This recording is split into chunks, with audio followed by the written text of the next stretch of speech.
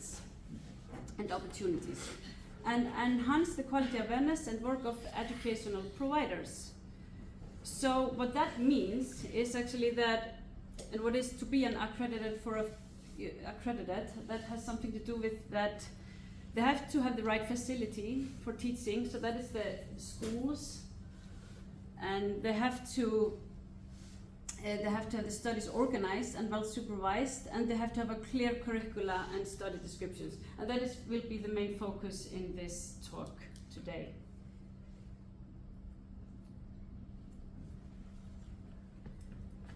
So this study was also divided into two, but I talked to, these are the educational providers that myself and my colleague talked to. So these are the schools or that teach Icelandic for foreigners and got the grant from RANIS. And what was the interesting here, what I'm going to be focusing on in this talk is just how they, what is the external environment, how it can support the quality work of educators, such as authorities' involvement in governance, finance, better learning materials, and that will be the main focus then.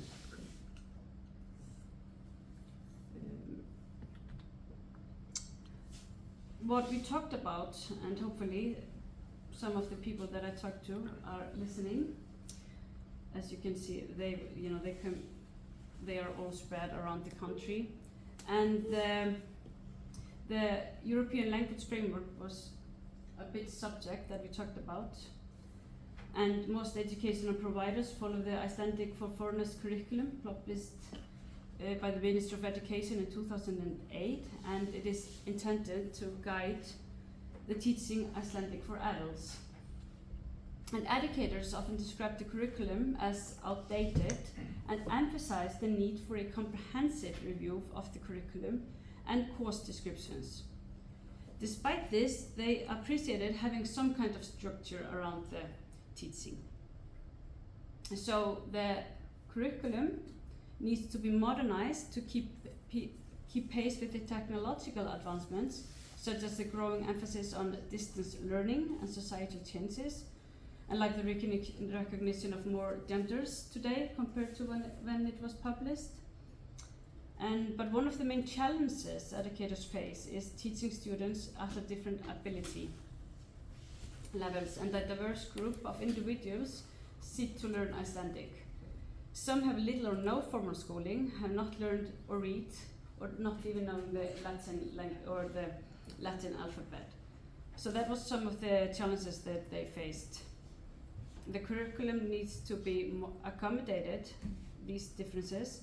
As one interviewer stated, there should be a change in the criteria for the number of lessons required at each level, as some people might to go slower and other faster.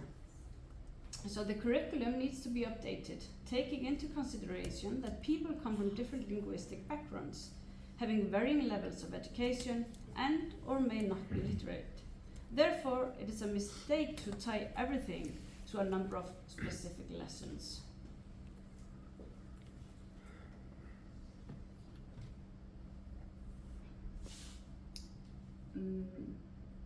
And the curriculum was criticized for its structure. So it was divided into levels rather than being based on the European language framework, which ranges from A to, do you know this framework? I thought I had as you can see this here, there's a different kind of framework, and usually just in the curriculum here and what they teach is just, 2 steps instead of having it, level A, 1, 2, 3, and 4, which is more in line with what they do in Scandinavian countries and in the UK and other countries. So they were criticizing this and how to kind of make courses for people when the framework is not very well developed. So what they say, so we should move away from referring to the courses as Icelandic 1, 2, 3, and 4 per the current curriculum, and instead align them with the language framework. While the curriculum is based on the European language framework, it was noted that educators lack the necessary tools to effectively implement this framework. And the Icelandic adaptation of the framework was criticized for its lack of professionalism and specify regarding what each state should entail, a detail that has been addressed in many other countries. One educator expressed their concern as follows. There is a notable absence of definitions for Icelandic. We only have this one sheet which merely provides an overview of the potential content. The ministry made it a requirement for funding that we start aligning our courses with this framework. However, I don't believe it's professional when we don't actually have any support. We don't know whether Icelandic fits into this framework. Is it A1 or 2? The definitions are missing. I don't know, do you know this framework? And it's just one piece of paper, even though it has a lot of explanation as well, but how they, they find it difficult to work with it. And this one, they said, that one said, like for example, just saying hello. Is it enough to say hello and bye? Or góðan daginn, sæl og sæll, komdu sæll og blessaður, vertu margblessaður og sæll. Does this one have to be a 1, 2, 3, 4? So this is kind of, what they are, so they find it very difficult because they are supposed to have, various, each course is, have to have a special framework, and they don't really know what to teach in it, even though it's level A. So, and according to the interviewers, yes, I've been talking about that. And also they, for example, considerations include whether a student has limited education or is illiterate, and how many hours of instructions might need. Or in studieskolen, which is a Danish school that they have a lot of educators are collaborating with. They have these basic levels that they have divided this into 1, 2, 3, 4. So there might be some changes on the way because many of them are working with this school now, the studieskolen in Denmark.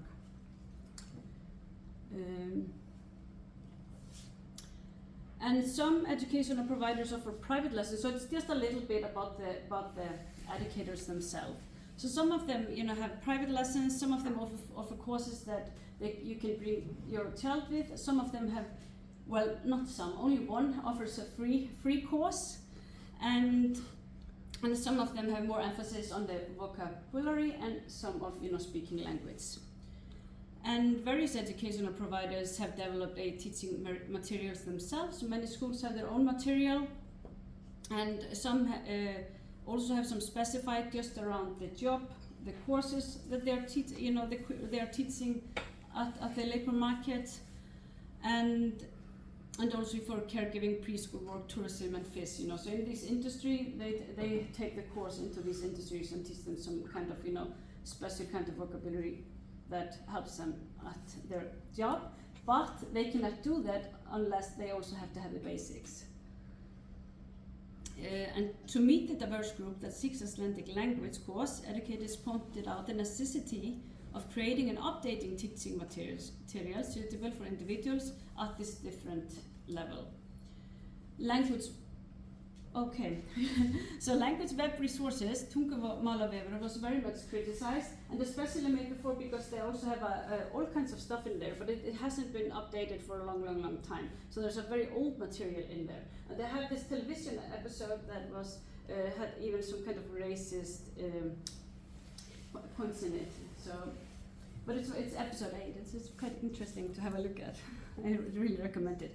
Okay, so I'm just gonna skip some of this here. Yeah, so I also talked to students. There were 2 focus groups, and there were around, I think, 12 people that participated.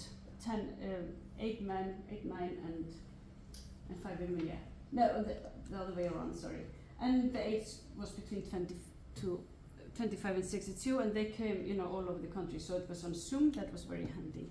And the importance of learning Icelandic, they just counted what we have already maybe heard now, what is the importance of it. And that, of course, is to be able to communicate. But I think this is, stuff so I just want to rather hear their voices, let you hear the voices, what they say about it. So this is the quote about integrating or integrating into society. So for me to be able to stay in the country for a job, I would be required to speak Icelandic to get a job. Like I work here now, I'm a coach and I'm working with the kids in a variable ages, and I like the older one obviously. They have a better English, but to be able to communicate effectively with younger generations, the Icelandic has to be mandatory. And then there is, not just enough to learn the basics. So if you know the basics, it's just not enough. So this person here, she said, I think it goes without question that after a certain point, if you live here, you should start learning the language better and better, than just the basic. And she was then telling a story about a boy that she met, and he was trying to, he had lost his home, so he was trying to, can you help me? And she couldn't understand him in Icelandic, but fortunately he could speak English, so they could kind of find their way. So she said it's just not enough to be able to understand. You want to go, in more advanced.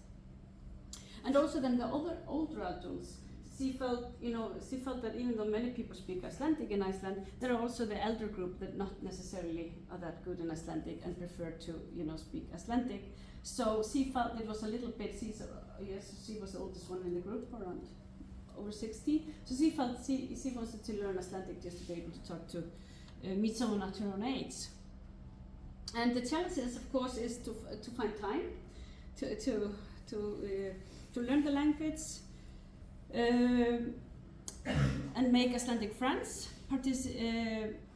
and also that it was different from those who were at the university. They met other people from the university, and of course they spoke Icelandic, so they thought it was much more difficult to learn English. And here are some quotes from the feeling of exclusion. Well, friendships. You will not have an Icelandic friend if you don't speak Icelandic. I have been living here for 3 years. I have many Icelanders that I keep in touch with, but every time I meet people in a certain gathering, it's just impossible not to speak Icelandic, because you just feel left out, and you don't feel like you're the part of the community. And another one described it this way: I work for an Icelandic company, and for example, annual party. You also feel left out because you can't understand the jokes, the songs, like in parties, clubs and stuff, for young people. So it's kind of hard. The thing is, in my job, I don't need Icelandic, but the bosses and all the people, like most of the people out of Keflavik, they are Icelandic ones. So when we have a party, there is still time, there's all the time, comes, someone starts speaking the Icelandic language. So, and even though she was working in the travel industry, so for her it's just, absolutely, you have to have some knowledge and you want to learn it. Okay, so I'm just gonna skip this one. Just a little bit about the textbooks that they were criticizing. So it's a conversation we had. I think many of my friends think that's all. The material is so boring. So I asked, what is boring about it? Well, I don't know, it's just, it's not a book you want to grab and learn from. There are some schools that follow Íslenska fyrir alla.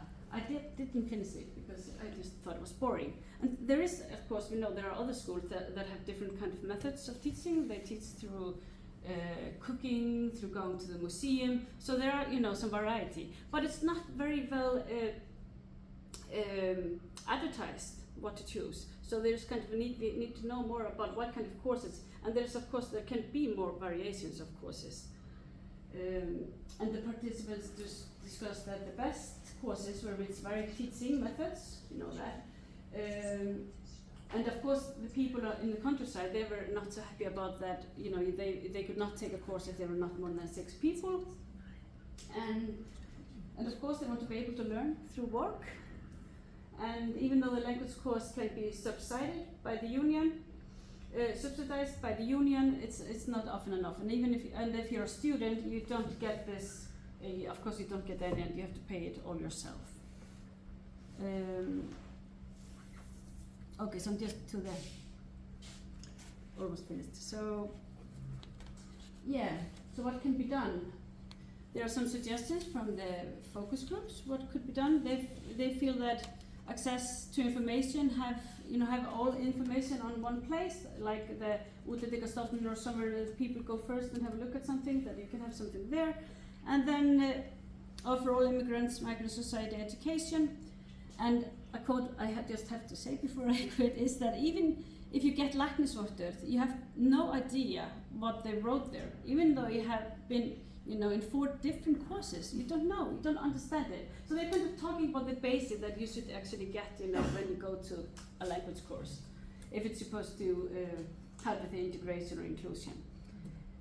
And for the educational providers, what they need is, of course, they need a better teaching material, and they need also some, revision of both the European language framework and the curriculum. And here are some limitations of this study. Thank you so much.